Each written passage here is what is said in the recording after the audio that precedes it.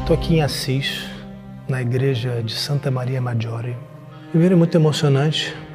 É um santo do nosso tempo, que fala a nossa linguagem, que dizia a Eucaristia é o caminho que leva a Deus, que dizia também que todos nascemos originais, mas que muitos morrem fotocópias, que é o que vem acontecendo com muita gente que tenta ser outras pessoas na internet e se esquece de olhar para dentro. Carlo olhou para dentro dele mesmo, fez da pequena vida dele o que ele entendia que deveria ser. Um veículo, ele foi um mensageiro. O que Carlo Acutis tinha de tão especial para virar santo? E o corpo dele está preservado ou está incorrupto desde a morte em 2006? Para entender exatamente o que aconteceu com o corpo de Carlo, eu conversei com a fonte mais confiável possível. Domênico Sorrentino, o bispo de Assis, acompanhou a exumação do corpo no cemitério e foi responsável pelo processo que levou até a canonização do adolescente italiano. Aqui dentro está o corpo. Aqui está o corpo. E eu quero apresentar para você também a freira brasileira que cuida do santuário onde foi colocado o túmulo do Carlo Acutis. Muitos chegam, são impactados quando vê o corpo, né? Mas o Carlo é esse sinal. E ele é só uma ponte para encontrar Cristo. Ele dizia, não eu. Não eu, mas Deus.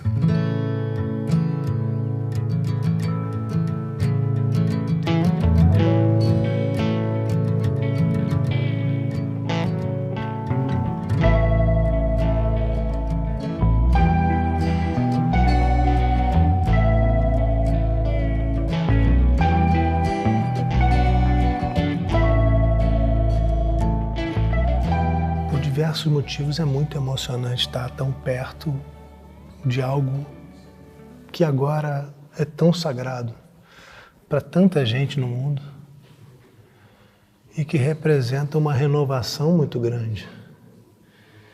E acontecer de ele estar exposto aqui justamente no lugar do despojamento de São Francisco, algo que aconteceu 800 anos antes, quando um dos santos mais importantes da história cristã abriu mão de tudo para começar a sua história. E agora o jovem que é a renovação dessa missão e dessa mensagem nos é apresentado aqui. É muito tocante, é muito emocionante.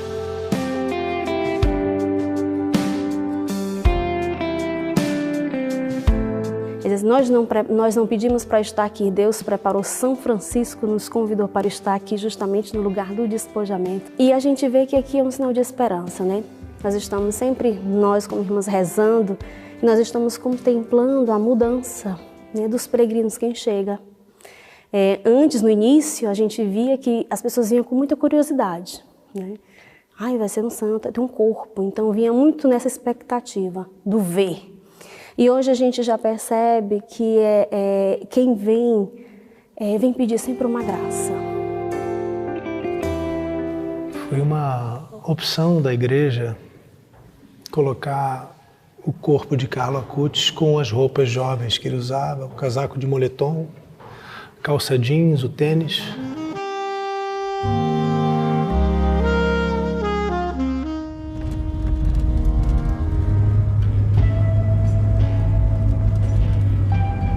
O menino Carlo parecia saber o caminho que levava à vida eterna.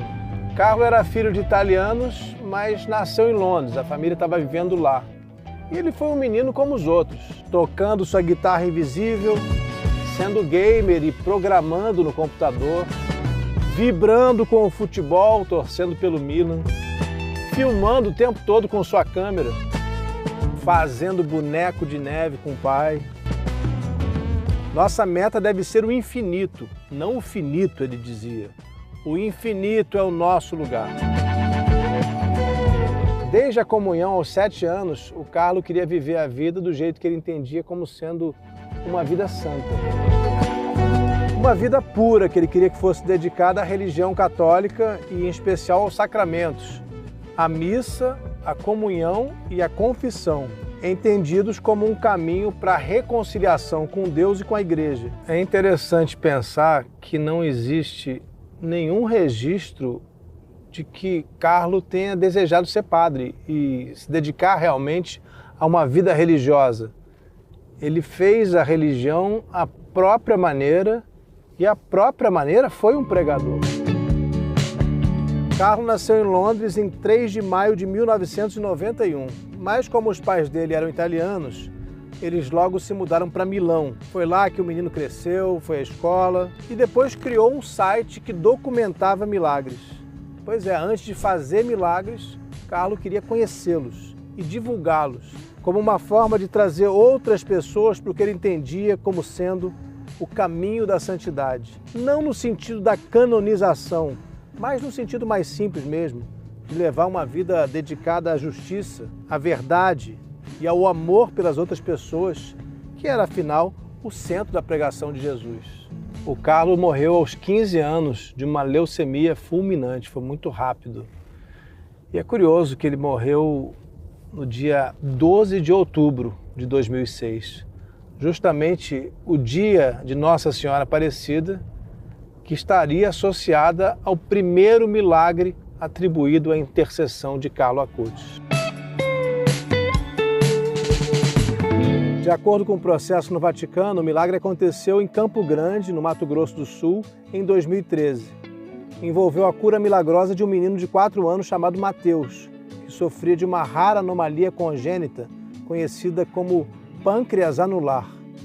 Isso causava em Mateus dificuldades grandes para a digestão e vômitos também, colocando a saúde dele em risco. A família do menino era católica, já conhecia a história do Carlo Acutis e decidiu rezar pedindo sua intercessão. Os pais e o menino participaram de uma celebração na paróquia São Sebastião, levando um relicário com um pedaço da roupa de Carlo. Depois da oração e do pedido fervoroso por cura, Mateus foi levado ao hospital para fazer exames. Conta-se que, para surpresa dos médicos, ele estava completamente curado, sem qualquer necessidade de cirurgia ou tratamento. O caso foi analisado por especialistas médicos e teólogos do Vaticano que não encontraram nenhuma explicação científica para aquela cura. Carlo Acutis foi beatificado em fevereiro de 2020, depois que o Papa Francisco reconheceu aquele milagre. Ieri, ad Assisi, è stato beatificato Carlo Acutis. La sua testimonianza indica ai giovani di oggi che la vera felicità si trova mettendo Dio al primo posto e servendolo nei fratelli, specialmente gli ultimi.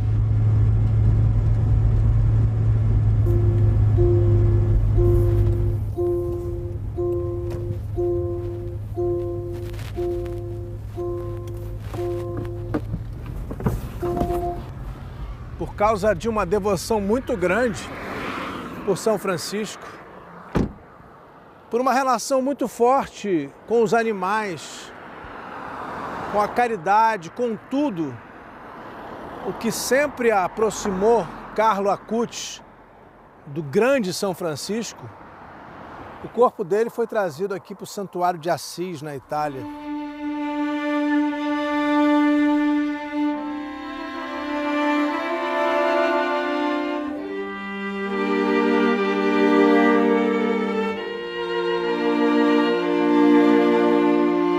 O processo de beatificação já tinha começado quando, em 6 de abril de 2019, o corpo de Carlo Acutis foi trazido aqui para o Santuário do Despojamento em Assis.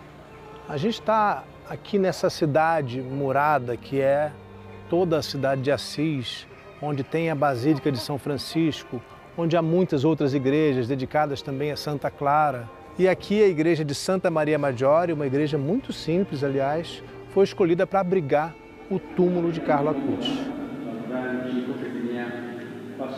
Foi interessante que no momento em que a gente chegou à igreja, estava acontecendo uma missa em espanhol, toda rezada para os jovens. Tinha 2 deles ajudando o padre na Eucaristia, ajudando o padre durante a missa.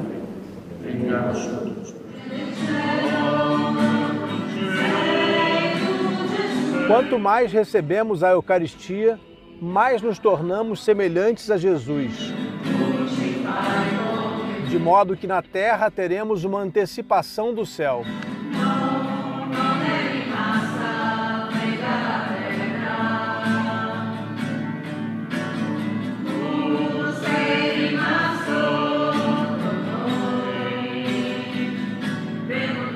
Muita gente vem até aqui e se pergunta se esse corpo realmente está incorrupto aqui, se essa é realmente a pele de São Carlo Acutis. Para responder essa pergunta, eu vou conversar com Dom Domênico, que é o bispo de Assis e que foi a pessoa encarregada da exumação do corpo.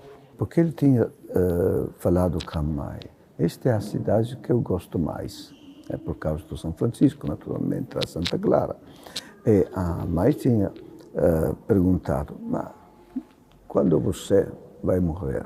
Imaginava uma morte longe, não? Mais velha. Não? Onde você queria estar? Em Milão também não, queria estar em Assis. E a mãe se lembrou nisso e o colocou no cemitério de Assis. Depois de 3, 4 anos, quando eu fiz aqui a ereção formal jurídica do santuário, o Carlo foi declarado venerável. E do cemitério tinha que tirar e colocar. Onde vou colocar? A Providência já me tinha dado o sinal. No santuário de despojamento, que era o santuário também do Francisco Jovem.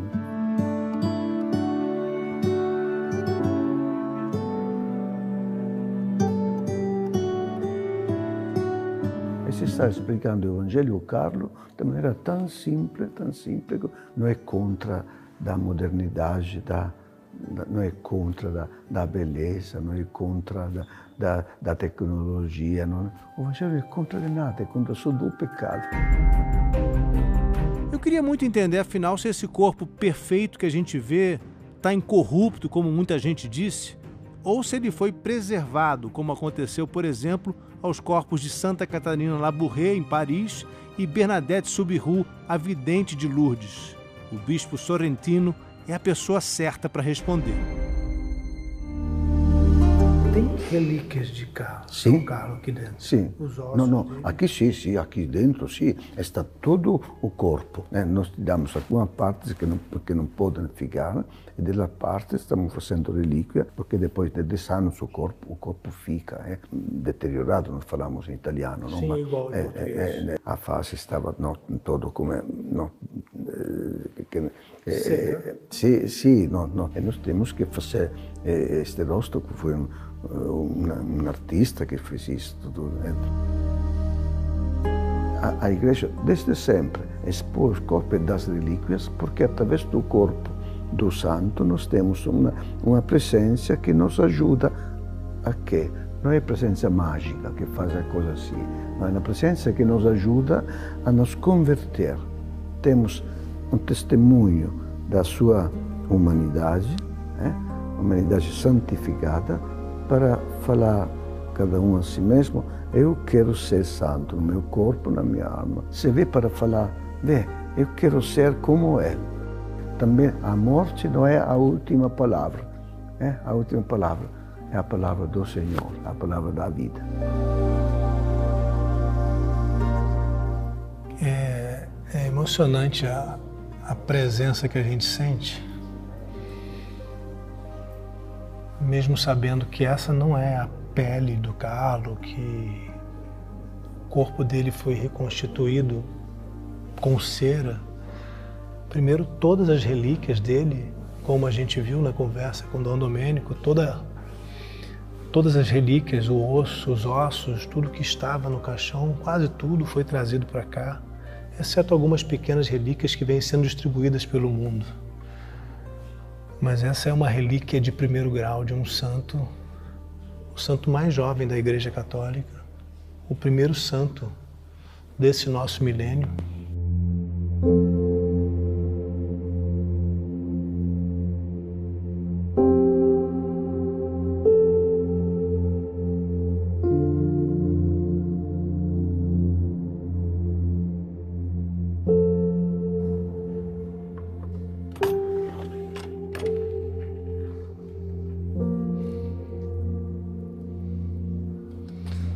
lugar tão cheio de história. É interessante pensar que o próprio Carlo Acutis quis ser trazido para cá depois de morto, quis que seu corpo viesse para cá, sendo um lugar tão antigo e um santo tão jovem. A gente sabe que o motivo era a devoção a São Francisco. Essa cidade está totalmente conectada a São Francisco, o túmulo de São Francisco está aqui do lado. Mas não deixa de ser interessante, um santo tão moderno, santo da internet, como alguns dizem, está enterrado aqui, está, na verdade, não enterrado, né, num túmulo aberto ao público, num lugar tão cheio de história. E agora eu cheguei aqui à cripta, que é também um outro capítulo dessa história que eu quero contar para você agora. É uma história interessante dessa cripta.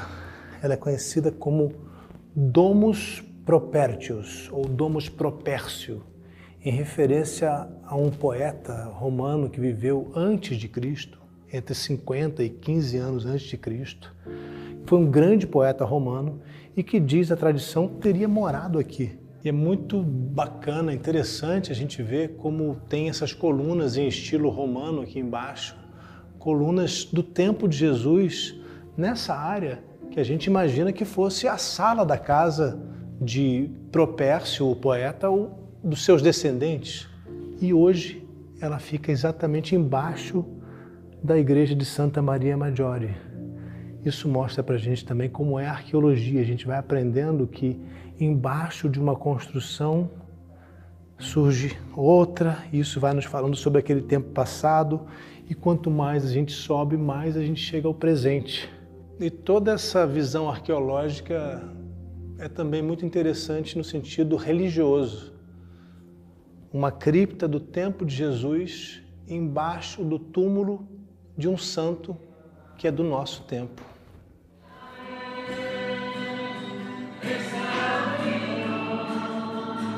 Irmã Francisca, eu vi hoje a sua participação aqui no santuário, muito intensa.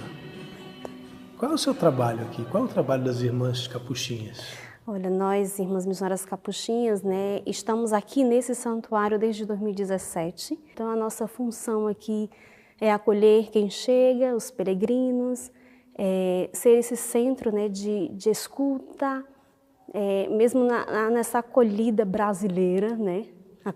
Acolhida realmente brasileira. Mas são só vocês aqui no santuário? Nós chegamos aqui, ele ainda não estava, então nós acompanhamos todo o processo, né, da chegada do Carlo Acutis, e para nós é sempre um motivo de alegria, né? Nós não pedimos para estar aqui, Deus preparou São Francisco, nos convidou para estar aqui justamente no lugar do despojamento. E a gente vê que aqui é um sinal de esperança, né? Nós estamos sempre, nós como irmãs, rezando, e nós estamos contemplando a mudança, né, dos peregrinos quem chega. Antes, no início, a gente via que as pessoas vinham com muita curiosidade, né? Ai, vai ser um santo, tem um corpo. Então vinha muito nessa expectativa do ver. E hoje a gente já percebe que quem vem pedir sempre uma graça. Muitas pessoas vêm sendo esse intercessor que faz um vídeo de chamada, mostra o corpo, pede a graça. E o bonito é que a gente vê, né? Vê assim a resposta, né? E ele é só uma ponte para encontrar Cristo. Ele dizia, não eu. Não eu, mas Deus. A gente vê que São Francisco, quando ele entendeu o chamado, ele dizia que o amor não é amado. Carlo Acutis, na nossa modernidade, ele diz, não eu, mas Deus. E a gente fica até se questionando, mas por que esse jovem percebeu esse detalhe? Será que ele contemplava que as pessoas estavam colocando sempre eu em evidência? Eu faço, eu quero, eu grupo, eu mando, eu compro, né? E esse jovem disse para mim, não eu, mas Deus. Porque ele foi capaz de colocar Deus no centro da sua vida. A beleza desse menino. Quando nós fazemos catequese com os grupos, né, nós dizemos, mas o que foi que ele fez de extraordinário? Esse jovem, de 15 anos de idade. Ele colocou Deus no centro da sua vida. E ele não tinha somente uma dimensão vertical. Ele poderia ser só um adorador. Adorava e basta. Mas aquela adoração se tornava carne.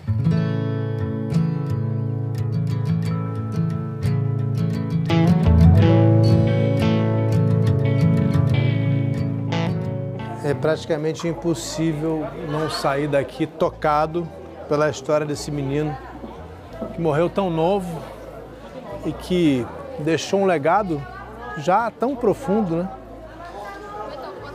E eu fico pensando, como é que será que o Carlo encarou a notícia de que ele tinha uma doença e de que a vida seria tão curta?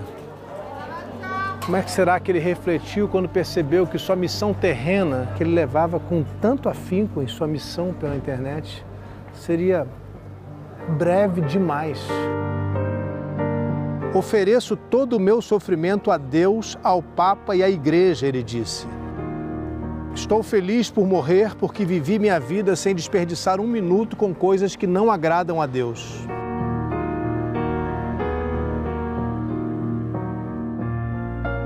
O Carlo era devoto de Nossa Senhora Aparecida e morreu num dia 12 de outubro, que também foi o mês da morte de São Francisco, que foi o santo que inspirou o Carlo ao longo de toda a vida dele. E é interessante pensar, né, que os amigos e professores dele, da escola, diziam que ele costumava defender os mais fracos. Já de pequeno defendia os oprimidos, não gostava de injustiça. E em certo momento da vida o Carlo começou a pedir aos pais que levassem ele nos locais de peregrinação, como Assis, por exemplo, que foi uma visita muito marcante quando ele esteve aqui. O Carlo fez muitas outras viagens com os pais, ele foi a muitos outros lugares e ele sempre queria buscar o que ele dizia, né, que eram os lugares onde tinham acontecido milagres eucarísticos. Ele era muito interessado nos milagres relacionados à hóstia, que é, no catolicismo, entendida como a presença real do corpo de Jesus na missa, na hóstia. A hóstia sagrada é, dentro do catolicismo, a presença de Jesus. E o Carlo queria documentar esses milagres e usou os seus conhecimentos de internet, de redes sociais, de criação de sites, né? Ele fez o site dele para divulgar não só essas viagens que ele fazia, mas o que ele ia descobrindo sobre os milagres eucarísticos. No site, o Carlo escreveu umas regras que ele considerava que eram fundamentais para uma pessoa que quisesse viver próxima da santidade. Algumas pessoas que conviveram com ele, algumas pessoas que já seguiam ele no seu tempo de vida, entenderam isso, né? Fizeram uma comparação com mandamentos ou regras que surgiram ao longo da história do cristianismo e também do judaísmo. É inevitável a gente pensar nos 10 mandamentos, mas é claro que não eram mandamentos, o Carlo não tinha essa pretensão, ele era um menino muito simples, inclusive, mas acho interessante a gente conhecer as regras de São Carlo Acutis. Estar sempre unido a Jesus, frequentar a missa e receber a Eucaristia diariamente, rezar o rosário todos os dias, confessar-se frequentemente, ser amigo dos anjos da guarda, praticar a caridade, evitar o pecado e lutar contra o mal, usar a tecnologia para a evangelização, buscar a santidade como prioridade e, por fim, ser original, não uma cópia. De todos, esse último é o que mais me faz refletir. O Carlo dizia que todos nós nascemos como originais, mas muitos morremos como fotocópias. Ele estava falando da falta de originalidade das pessoas que vivem buscando curtidas na internet, que vivem imitando o comportamento dos outros, querendo parecer o que não são. Era uma reflexão que ele fazia sobre esse tempo que a gente vive, que tem muita coisa boa, obviamente, mas que tem muitas coisas que a gente precisa parar para prestar atenção. Na visão do santo que a gente acabou de conhecer melhor, sermos originais era um sinal de que a gente entendia que Deus tinha um plano específico para cada um de nós. Não importa muito aqui se você acredita ou não nas mesmas coisas em que o Carlo acreditava, mas é difícil, né, não pensar na importância do que ele disse. Cada um de nós compõe a nossa própria história. Tem até uma música que falava disso. Cada um de nós escolhe o seu caminho. E o nosso caminho é só nosso, é uma coisa que a gente traz aqui dentro e a gente deve procurar o tempo todo. Nessa estrada que é a nossa vida, que às vezes leva para o céu ou às vezes leva só até a próxima cidade, como eu estou indo agora. A nossa jornada continua.